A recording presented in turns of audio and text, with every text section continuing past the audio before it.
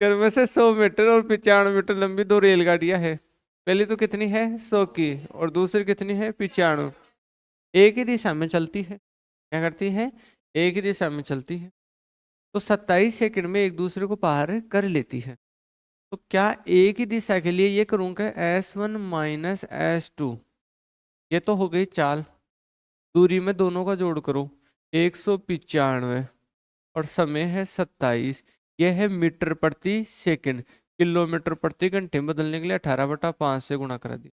क्या क्या यहाँ तक कि इन लाइनों का आपने कुछ निष्कर्ष निकाल के लिख लिया क्या? बोलो।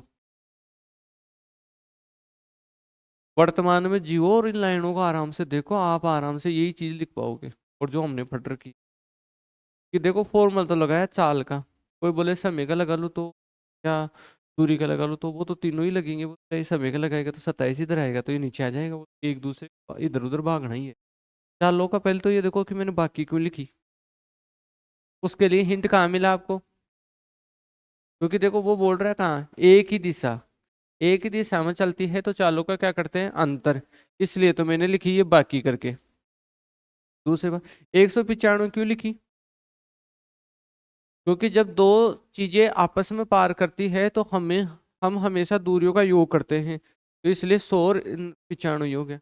27 क्यों लिखा? क्योंकि चाल बराबर सूत्र है दूरी बटा समय, तो समय 27 लिया। और 18/5 क्यों लिखा?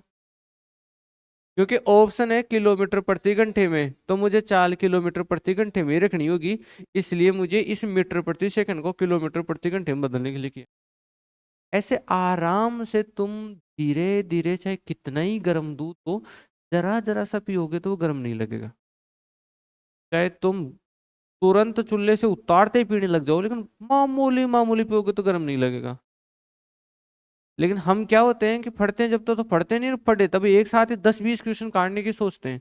ऐसे आराम से इस टॉपिक के 10 क्वेश्चन भी निकाल लोगे ना, 10 भी ऐसे आराम से, तो वो बच्चा भी एक बार जुड़ जाएगा टॉपिक से। अगली लाइन पर चलो। और विपरीत दिशाओं में चलने पर, ऐसे बोलते ही मैं लिख दिया S1 प्लस S2। 195 पता 9 सेकंड में पार कर जाते हैं, और गुणा में 18/5। अब बताओ जो इसको समझा उसके लिए ये लिखना इजी काम हो गया। अब क्या बोल रहे हैं?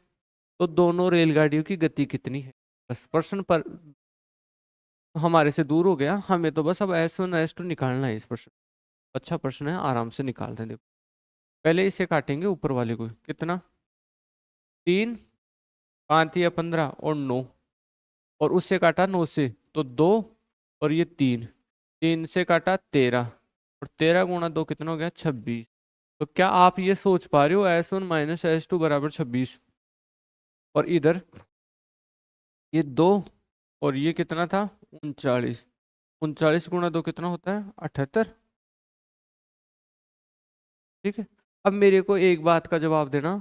मैं आपको ये बोल रहा हूँ ये एक नंबर है और ये 2 नंबर है, तो क्या आप सब बच्चे ये मान पा रहे हो कि S1 माइनस S2 बराबर तो 26 है, और S1 प्लस S2 बराबर 78 है।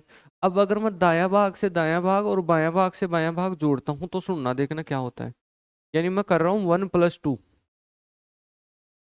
1+2 कर रहा हूँ। तो क्या S1 और S1 जुड़ के 2S1 हो जाएगा क्या? S2 प्लस का है, S2 माइनस का है, तो कैंसिल होकर 0 हो जाएगा। उधर 26 को और 78 को जोड़ दो तो इतना ही होता होगा, 104 हो गया। S1 कितना हो गया जी, 2 का भाग दे दो 52। S1 कितना हो गया 52, और दोनों का जोड़ कितना था 78।